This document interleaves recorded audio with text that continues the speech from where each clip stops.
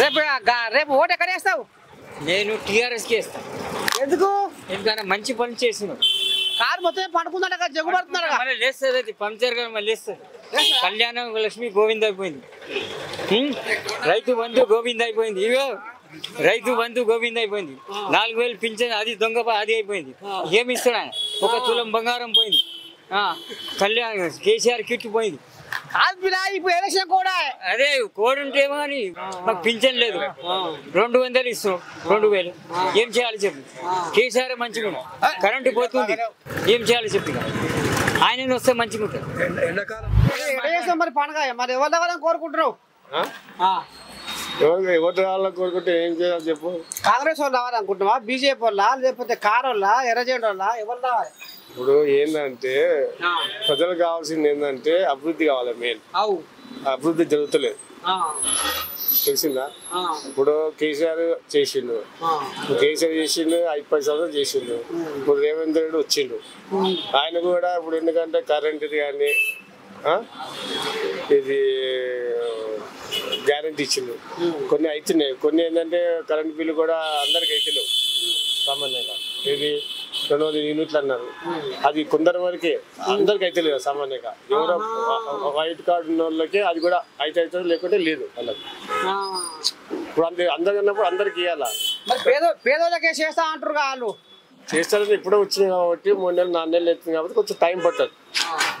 కావాలంటే కొట్టేసారి కావాలంటే కాదు. ఇప్పుడు ఎందుకంటే కొన్ని అప్పులు ఉన్నాయి, అప్పులు తీరవాలా, ప్రజలకు వాగ్దానం నెరవేరాలా. ఇప్పుడు రేవంత్ రెడ్డి వచ్చింది సంతోషమే, గవర్నమెంట్ వచ్చింది దాని కాదు.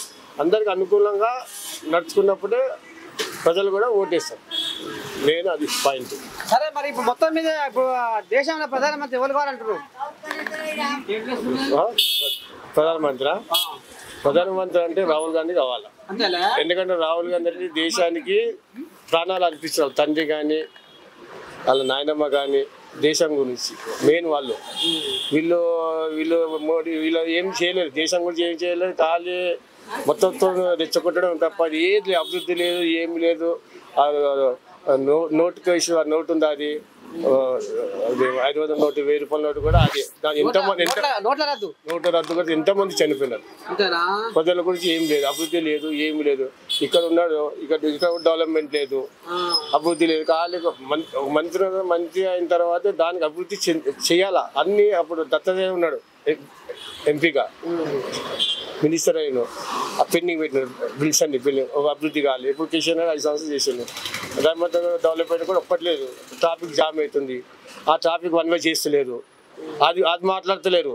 కానీ ఎలక్షన్ వరకే వస్తారు, మళ్ళీ వెళ్ళిపోతారు. మళ్ళీ అంటే road cutting, double road cutting కావాలంటే అది డబుల్ రోడ్ కటింగ్ ఎందుకు కావాలా? అవసరం లేదు.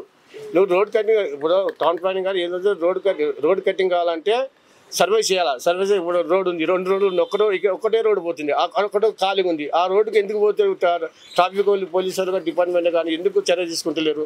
ఇప్పుడు బిల్డింగ్ పలగొట్టలో ఎంతమంది కష్టం, ఎంతమంది నష్టపోతారు, అవునా కదా?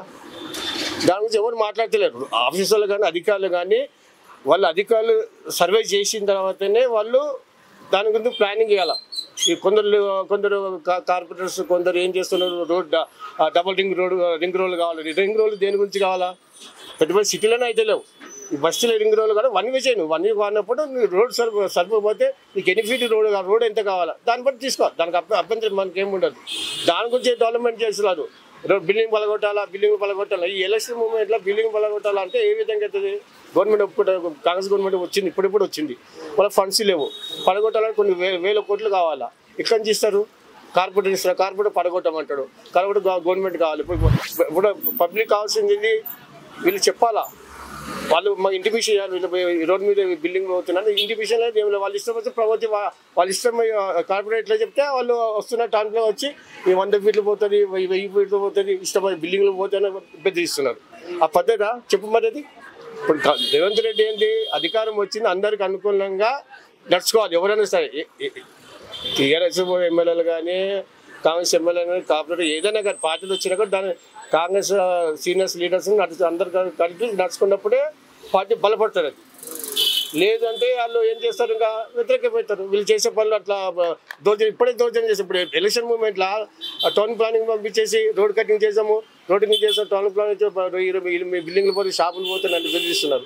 ఏం చేయాలో చెప్పు దానికి మేము రేవంత్ రెడ్డి కూడా మేము ఈ విషయం చెప్పాలనుకుంటాం. ఇట్లా జరుగుతుంది. తెలంగాణలో కాంగ్రెస్ ఎన్ని సీట్లు వస్తాయి అంటావు? కాంగ్రెస్కి అయితే దగ్గర వస్తుండొచ్చు 13 నుంచి 15 వరకు రావచ్చు. బాగానే ఉంది పెద్ద మనిషి.